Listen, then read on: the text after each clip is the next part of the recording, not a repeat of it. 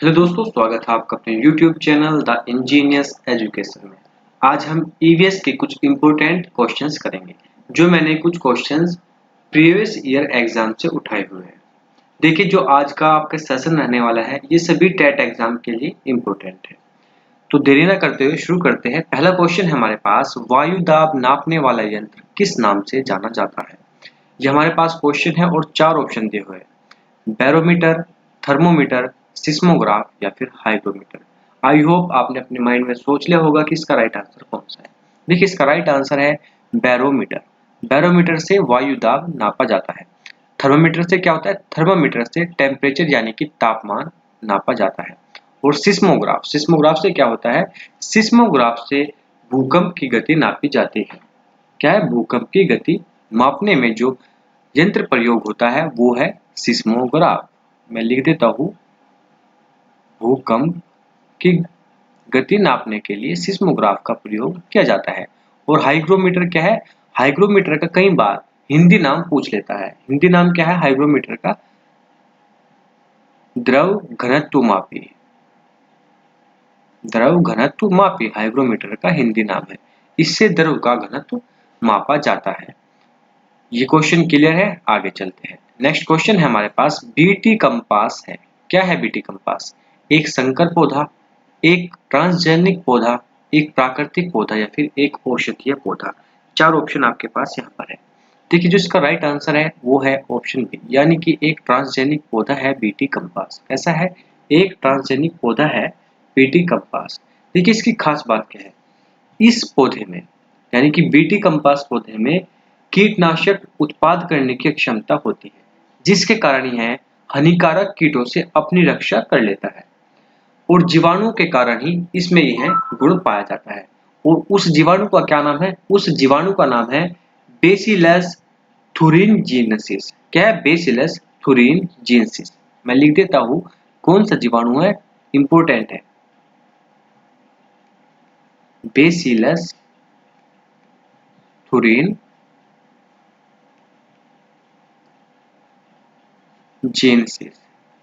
ठीक है ना? बेसिलस thuringiensis क्या है? जीवाणु है, जिसके कारण इसमें यह गुण पाया जाता है। ये एक जीवाणु है जिसके कारण इसमें गुण पाया जाता है कि ये अपनी रक्षा कर सके हानिकारक कीटों से। आई होप ये क्वेश्चन आपको क्लियर है। आगे देखते हैं।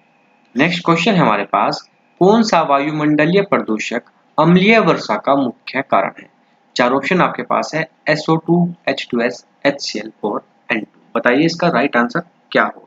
देखिए, जो इसका राइट आंसर है वो है ऑप्शन नंबर 1, यानी कि SO2 वायुमंडलीय प्रदूषक अम्लीय वर्षा का मुख्य कारण है। SO2 की रासायनिक नाम क्या है? Sulphur dioxide. क्या है? Sulphur dioxide. सभी लोगों को पता होगा ऐसे तो। सल्फर डाइऑक्साइड SO2 होता है। ठीक है ना? और H2S का रासायनिक क्या नाम है? H2S का रासायनिक नाम है हाइड्रोजन सल्फेट। क्या है?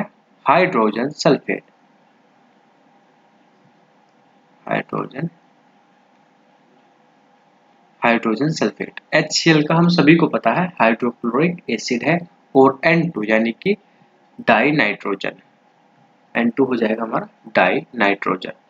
नेक्स्ट क्वेश्चन की ओर चलते हैं। क्वेश्चन है हमारे पास, निम्न में कौन सर्वाधिक उत्पाद पारिस्थितिकी तंत्र है? 4 ऑप्शन आपके पास यहाँ पर दिए गए हैं। उष्णकटिबंधीय वर्षावन, टुंड्रा, सवाना या फिर मरुस्थल। 4 ऑप्शन है, एक राइट आंसर है, वो आपको चूज करना है। बताइए इसका राइट आंसर क्या होगा? देखिए, उष्णकटिबंधीय वर्षावन सर्वाधिक उत्पाद पारिस्थितिकी तंत्र है। उष्णकटिबंधीय वर्षावन क्या होता है? ऐसा क्षेत्र जो भूमध्य रेखा के दक्षिण या फिर उत्तर में लगभग 28 डिग्री के भीतर होता है। जो क्षेत्र दक्षिण या फिर उत्तर में लगभग 28 डिग्री के भीतर होता है, उसको हम उष्णकटिबंधीय वर्षावन कहते हैं। अच्छा, टुंड्रा क्या होता है? टुंड्रा एक बायोम है, जिनको हम बोने झाड़ी वाले वृक्ष भी बोलते हैं टुंड्रा को। ठीक है ना? यहाँ पर बोने झाड़ी ही क्यों होती है? क्योंकि यहाँ पर तापमान कम होता है, इसलिए यहाँ पर झाड़ियाँ छोटी रह जाती है, पेड़ पौधे छोटे रह जाते हैं। अच्छा, टुंड्रा का नाम कहाँ से आया? टुंड्रा नाम आया फिनिश भाषा से।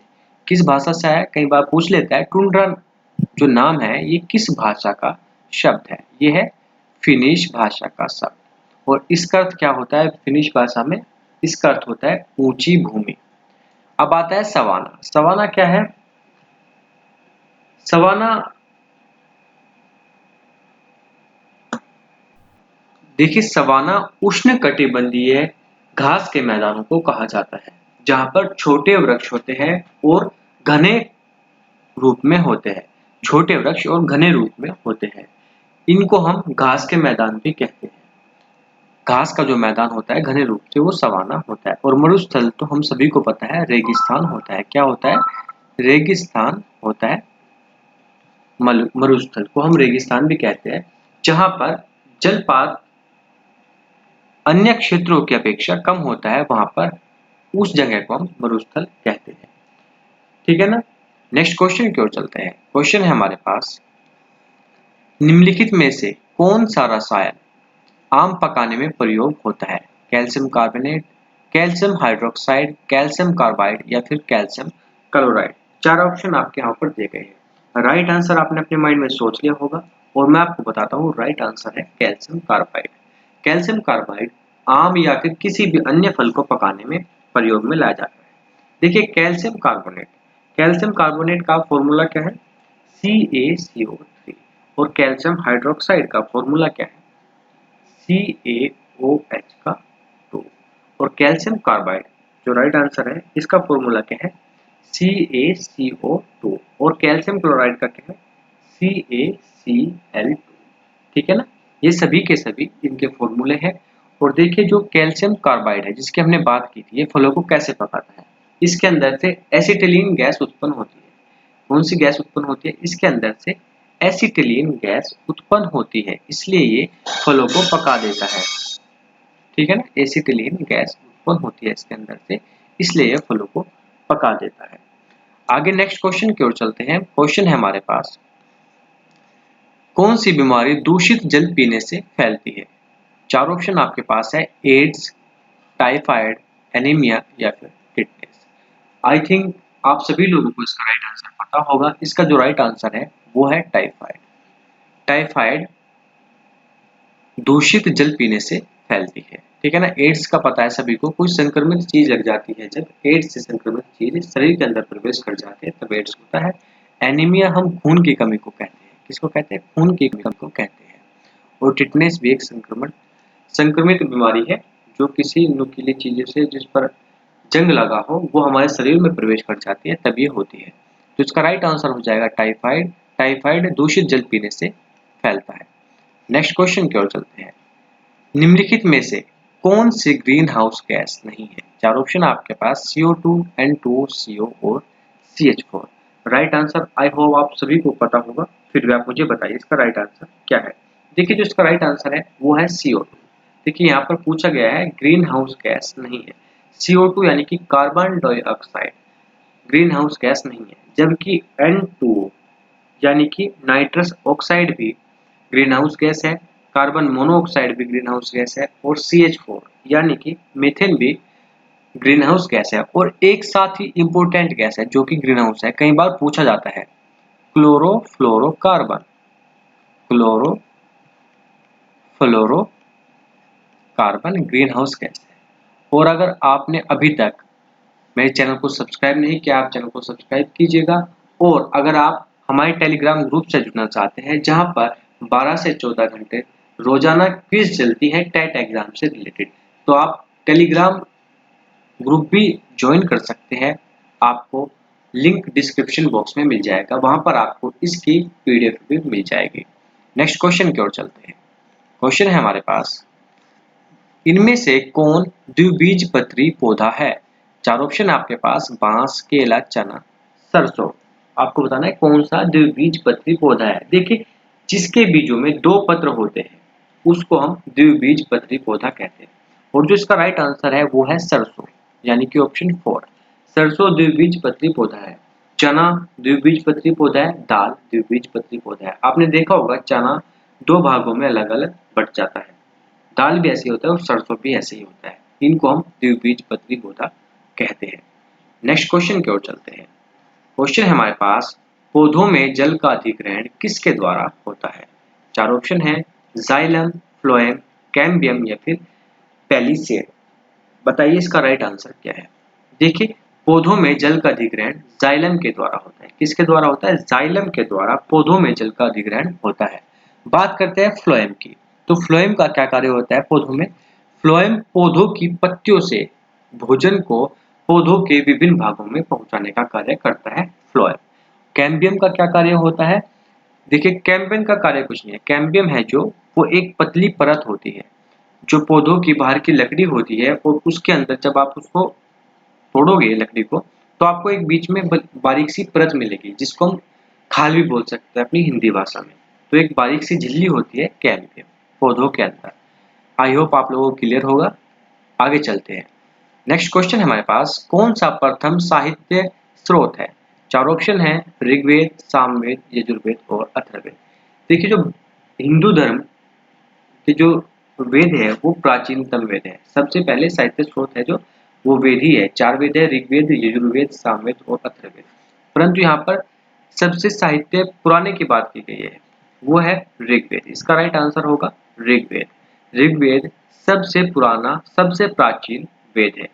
आगे चलते हैं। नेक्स्ट क्वेश्चन है, वायुमंडल में 99% भाग पर किन दो गैसों का विस्तार है? चार ऑप्शन है, ओजोन और ऑक्सीजन, ऑक्सीजन और नाइट्रोजन, कार्बन डाइऑक्साइड और ओजोन या फिर आर्गन और ओजोन। बताइए इसका राइट आंसर क्या है?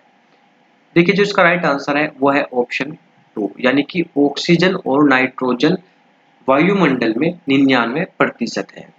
नाइट्रोजन की हम बात करें तो नाइट्रोजन आपकी 78% है वायुमंडल में, और हम ऑक्सीजन की बात करें तो ऑक्सीजन है 21% वायुमंडल में। उसके बाद आर्गन आती है। आर्गन है आपकी 0.93%। कौन सी है? आर्गन है आपके पास 0.93%। और उसके बाद 0.03% में आता है आपका हीलियम, हाइड्रोजन, नियोन, जीनोन, जितनी भी एक्यूरेट गैस है फिर वो आ जाती है। तो आपको इसका राइट आंसर मिल गया होगा। ऑक्सीजन और नाइट्रोजन है 99%। नेक्स्ट क्वेश्चन की ओर चलते हैं। क्वेश्चन है हमारे पास, पर्यावरणीय अध्ययन में शैक्षणिक भ्रमण का मूल उद्देश्य क्या है? बच्चों की ऊर्जा को विकसित करना, छात्रों के लिए प्रत्यक्ष अनुभव करना या फिर समाजीकरण को बढ़ावा देना या फिर टीम भावना को बढ़ाना। चार ऑप्शन आपको यहाँ पर दिए गए हैं, आपको एक राइट चूज करना है। देखिए, जो इसका राइट आंसर है वो है ऑप्शन 2, यानी कि छात्रों के लिए प्रत्यक्ष अनुभव।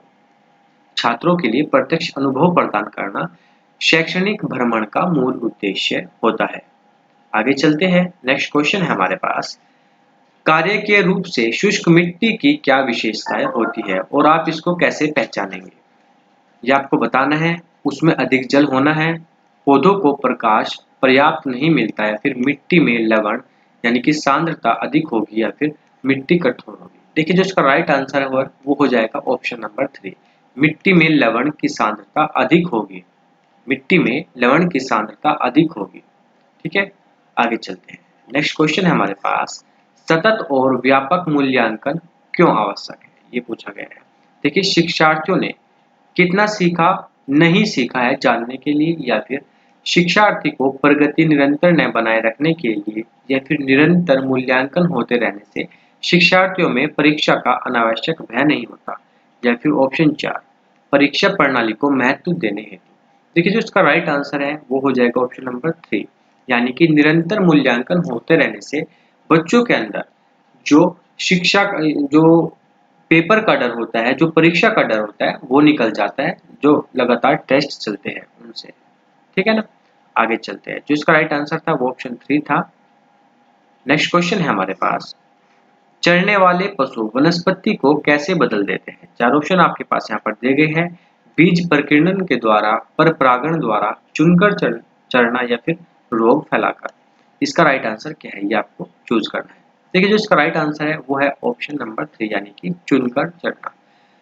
जो पशु है वो अपने मनपसंद घास चरते हैं। वो सभी घास तो नहीं खाते हैं, वो कुछ ही सिलेक्टेड घास को खाते हैं। जिस घास को वो खाते हैं वो विलुप्त हो जाता है। और दूसरे वाले बचे रह जाते हैं। जो घास विलुप्त हो जाता है उसकी जगह पर कुछ नए घास उत्पन्न होते हैं, नए घास के पेड़ पौधे उगते हैं, इसलिए वो वनस्पति को बदल देते हैं चढ़ने से। नेक्स्ट क्वेश्चन की ओर चलते हैं। क्वेश्चन है हमारे पास, निम्नलिखित में से कौन स्वस्थ अस्थियों के लिए आवश्यक है? क्या चीज स्वस्थ अस्थियों के लिए आवश्यक है?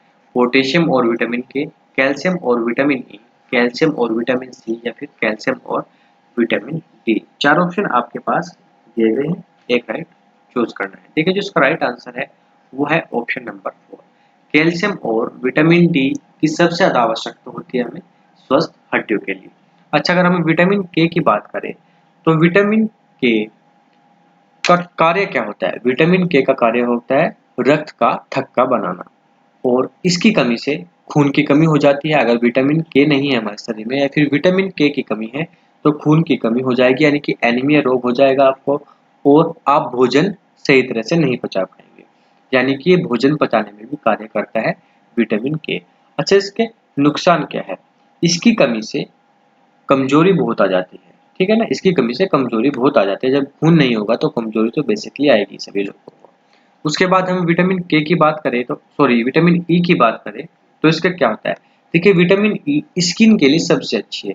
ये हमें बूढ़ा होने से बचाती है, यानी कि बूढ़ा तो हम होंगे पर थोड़ा सा बचाती है, हमें लगता नहीं है कि हमारी स्किन इतनी बूढ़ी है अगर विटामिन ई आपके शरीर में भरपूर मात्रा में है। ये आपको यूवी रेज से भी बचाती है, जो अल्ट्रावायलेट किरण निकलती है उससे भी बचाती है। विटामिन सी का क्या होता है? अच्छा, एक और है विटामिन ई आपकी आरबीसी यानी कि रेड ब्लड सेल्स बनाने में भी बहुत कार्य करती है। ये भी नोट कर लीजिएगा, आरबीसी। विटामिन सी का क्या कार्य होता है? देखिए विटामिन सी त्वचा को नमी देती है और विटामिन सी से घाव जल्दी भरते हैं। विटामिन सी इम्यूनिटी मजबूत करती है।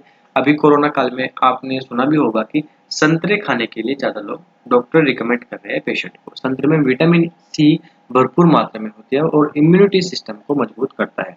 आपको यूवी प्रोटेक्शन देगी ये, और आपकी हड्डियां भी मजबूत करेगी विटामिन सी। और विटामिन डी के बारे में मैं आपको बता ही चुका हूँ। विटामिन डी कैंसर का खतरा भी कम करती है, और विटामिन डी भी इम्यूनिटी बढ़ाती है आपकी, और हड्डियां तो मजबूत करती ही है। आई होप यह क्वेश्चन आपको क्लियर होगा। नेक्स्ट क्वेश्चन की ओर चलते हैं। क्वेश्चन हमारे पास, भारत में हिमालय की सबसे ऊंची चोटी का नाम क्या है? आई होप आप सभी लोगों को पता होगा, Mount K two, Mount Everest, Mount Kanchenjunga, फिर माउंट धौलागिरी। देखिए राइट आंसर है इसका माउंट केटू। भारत की सबसे ऊंची चोटी का नाम है माउंट केटू, ठीक है ना। इसकी ऊंचाई कितनी है? माउंट केटू की ऊंचाई है 8,611 मीटर। और माउंट एवरेस्ट की कितनी ऊंचाई है? माउंट एवरेस्ट नेपाल में है। कहाँ पर है? नेपाल में। और इसकी ऊंचाई है 8,848 मीटर। माउंट कंचनजंगा की कितनी है? 6,638 मीटर। और माउंट धौलागिरी की कितनी है? 8,167। ठीक है ना। जो भारत की सबसे ऊंची चोटी है वो है माउंट केटू। और ये माउंट केटू है कहाँ पर? ये काराकोरम श्रेणी में है। कहाँ पर है? काराकोरम श्रेणी में आती है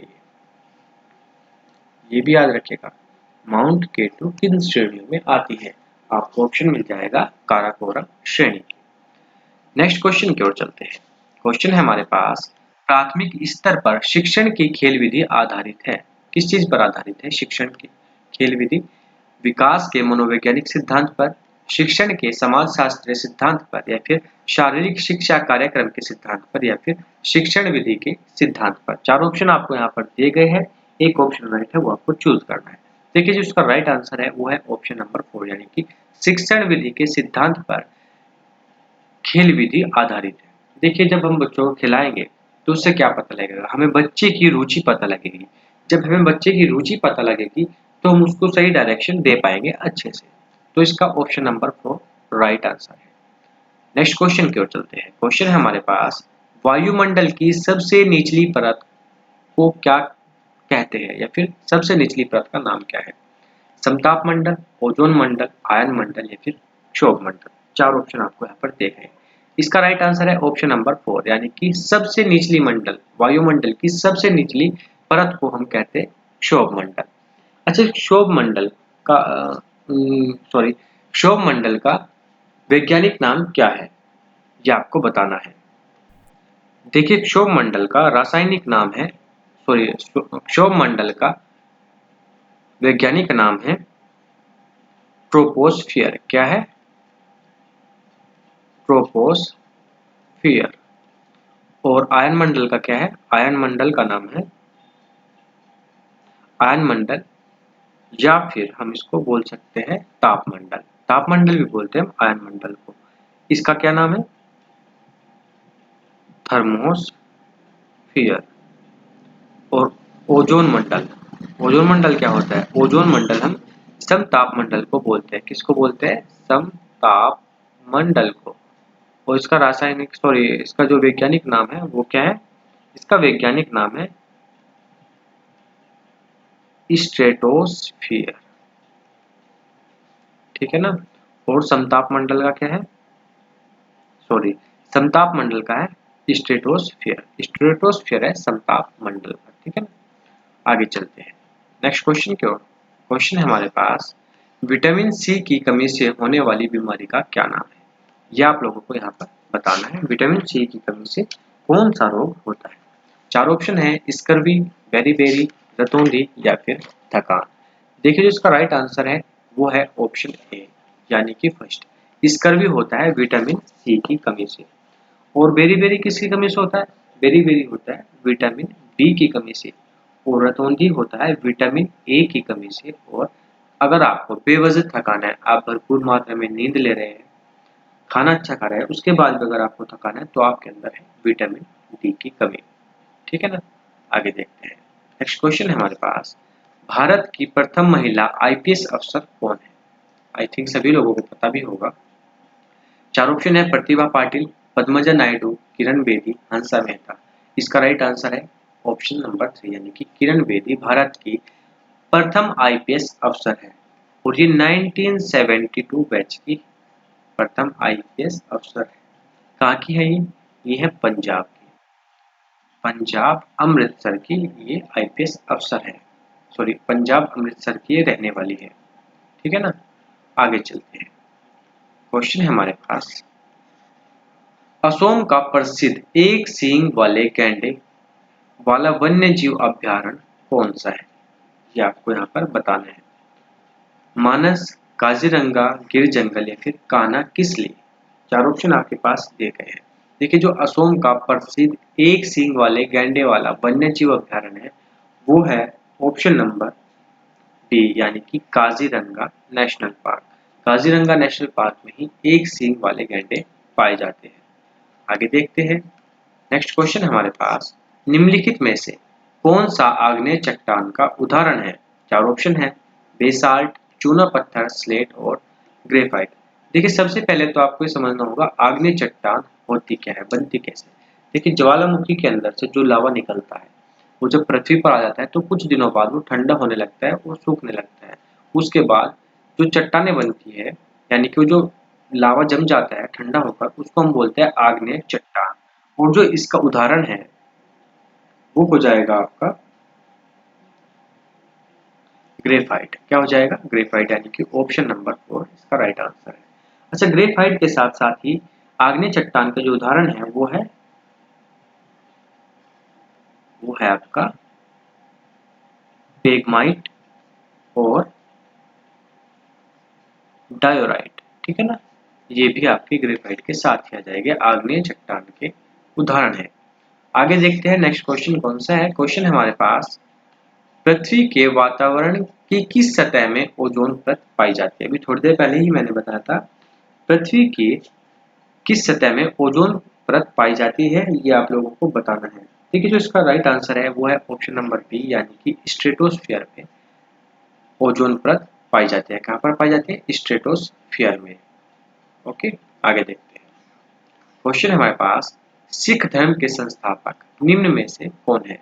गुरु तेग बहादुर, गुरु गोविंद सिंह, गुरु अर्जुन देव या फिर गुरु नानक देव। चार ऑप्शन आपको यहाँ पर दिए गए हैं। देखिए जो इसका राइट आंसर है वो है ऑप्शन नंबर 3, यानी कि गुरु अर्जुन देव सिख धर्म के संस्थापक है। कौन है? गुरु अर्जुन देव। आगे देखते हैं नेक्स्ट क्वेश्चन है हमारे पास, भूकंप की तीव्रता नापने वाला यंत्र कौन सा है? फर्स्ट क्वेश्चन मैंने आपको यही कराया था ना, इससे ऐसे ही बताया था मैंने आपको, कौन सा है भूकंप की तीव्रता नापने वाला यंत्र। इस क्वेश्चन का आंसर आप मुझे कमेंट बॉक्स में देंगे। 4 ऑप्शन है आपके पास, फिजियोग्राम, सिस्मोग्राफ, कार्डियोग्राम और बैरोग्राफ।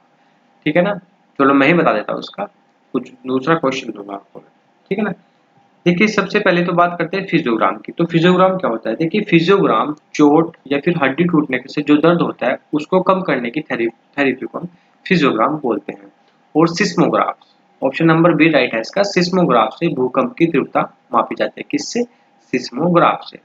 कार्डियोग्राम क्या है? कार्डियोग्राम डॉक्टर यूज करते हैं हमारे हृदय गति की जांच करने के लिए। और बैरोग्राफ क्या है? देखिए बैरोग्राफ वायु दाब नापने का एक यंत्र है। क्या है? वायु दाब नापने का एक यंत्र है बैरोग्राफ। 4 ऑप्शन थे, राइट आंसर है इसका सिस्मोग्राफ। नेक्स्ट क्वेश्चन की ओर चलते हैं। दक्षिणी गोलार्ध का सबसे लंबा दिन कौन सा होता है? ये आप लोगों को बताना है। दक्षिणी गोलार्ध का सबसे लंबा दिन कौन सा होता है? आई थिंक सभी लोगों को पता होगा, 22 दिसंबर दक्षिणी गोलार्ध का सबसे लंबा दिन होता है। नेक्स्ट क्वेश्चन की ओर चलते हैं। सत्यार्थ प्रकाश के लेखक का नाम क्या है? ये आप लोगों को यहाँ पर बताना है। सत्यार्थ प्रकाश के लेखक का क्या नाम है? स्वामी दयानंद सरस्वती, स्वामी विवेकानंद, राजा राम मोहन राय या फिर मदन मोहन मालवीय। इसका आंसर आप मुझे कमेंट बॉक्स में देंगे, ठीक है ना। इसका आंसर आप मुझे कमेंट बॉक्स में देंगे। आगे देखते हैं, क्वेश्चन है हमारे पास, बिहू भारत के किस राज्य का लोक नृत्य है?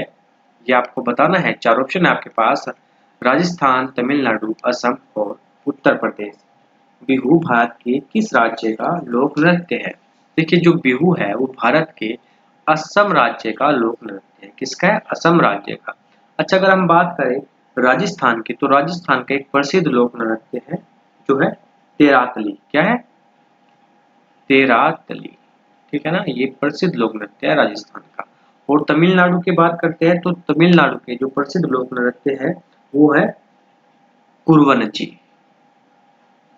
कुरुवनची, वैसे और भी है, मैं बताता हूँ आपको। कुरुवंजी है, करमट्टम है, करमट्टम है, कुंभी है, कुंभी है, और एक और भी है, कवडी, कवडी है, ठीक है ना। उत्तर प्रदेश की बात करते हैं। उत्तर प्रदेश के लोक नृत्य की जो प्रसिद्ध है वो है ख्याल, ख्याल रास है, ठीक है ना, सॉरी ख्याल नृत्य है और रास नृत्य है, मयूर नृत्य है और एक और भी है, कौन सा है? झूला नृत्य है, झूला नृत्य है। मैं आप लोगों को बता दूं, मैं अनअकैडमी पर भी क्लास लेता हूँ। अगर आप अनअकैडमी ज्वाइन करते हैं तो आप वहाँ पर भी मेरी क्लास देख सकते हैं। वहाँ पे मैं लाइव पढ़ाता हूँ। आपको लिंक डिस्क्रिप्शन बॉक्स में मिल जाएगा अनअकैडमी लाइव क्लासेस का। नेक्स्ट क्वेश्चन देखते हैं। नेक्स्ट और लास्ट क्वेश्चन है हमारा ये, खाद्य श्रृंखला के परस्पर समूह को क्या कहा जाता है? 4 ऑप्शन आपके पास है, खाद्य चक्र, श्रृंखला अभिक्रिया, खाद्य जाल या फिर बायोमास का पिरामिड। 4 ऑप्शन आपके पास यहाँ पर दिए गए। देखिए इसका जो राइट आंसर है वो है ऑप्शन नंबर 3, यानी कि खाद्य जाल कहा जाता है। खाद्य श्रृंखला के परस्पर समूह को कहा जाता है खाद्य जाल, ठीक है ना। ये आपका लास्ट क्वेश्चन था। आई होप आपको वीडियो अच्छी लगी होगी। अगर आपको वीडियो अच्छी लगी है तो लाइक कीजिएगा और चैनल को सब्सक्राइब करना मत भूलिएगा। धन्यवाद।